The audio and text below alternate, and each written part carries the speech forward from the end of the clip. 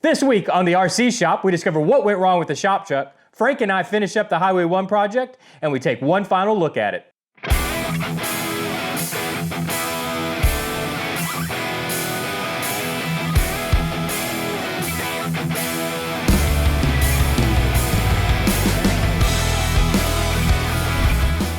I wanted to start this episode by taking a close look at the shop truck and seeing what exactly went wrong last week in the mud.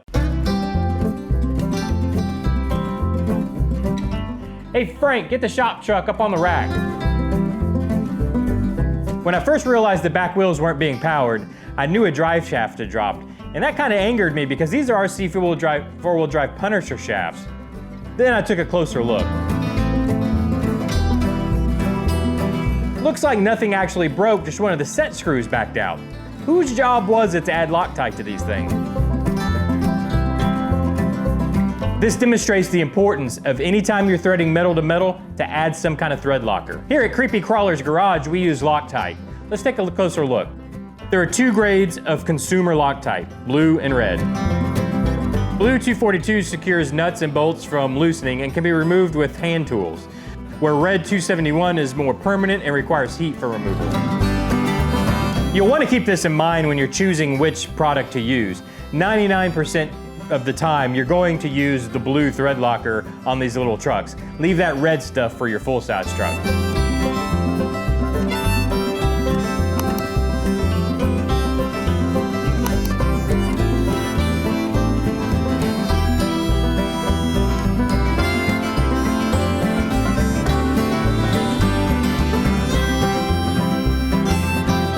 That should fix the issue.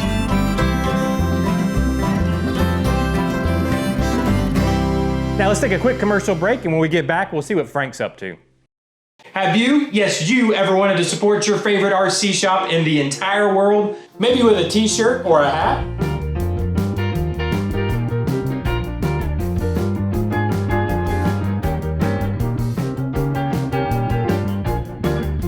Or maybe you're just a fan of the worst shop employee in the entire world.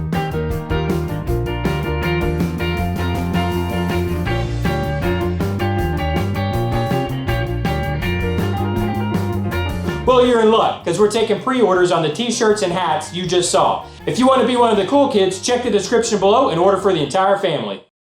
Welcome back. Last episode, we left Frank trying to install the lights in the Highway 1 project. So let's check in and see how he's doing.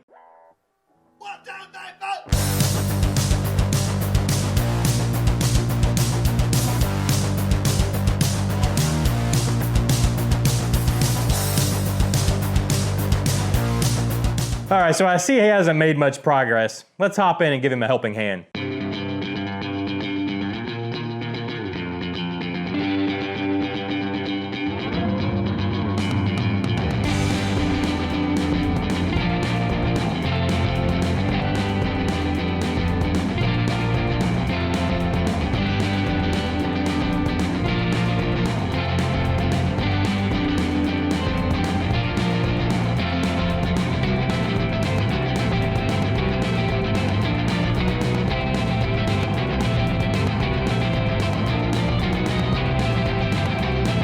Now with those lights installed, let's give them a test.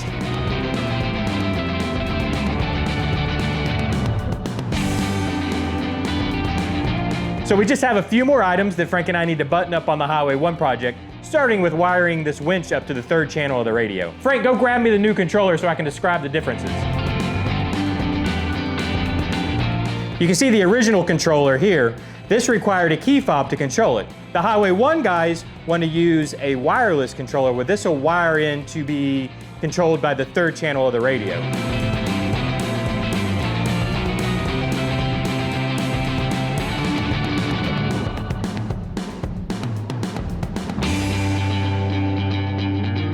Okay, Frank, with that wired up, show them how it works.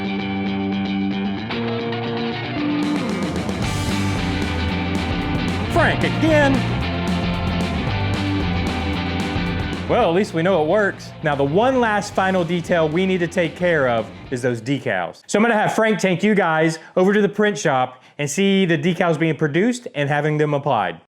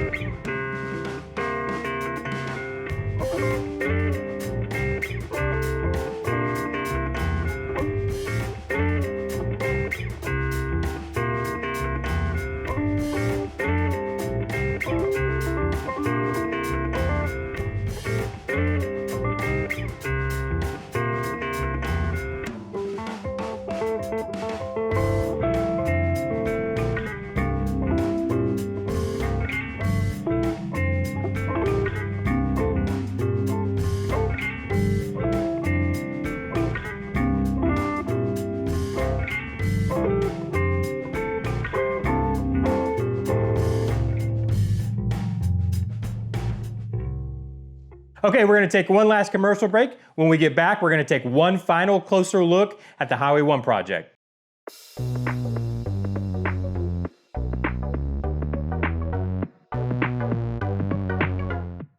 It's been a long time in the making, but the Highway 1 Marlin Crawler project is finally finished. Let's take a closer look.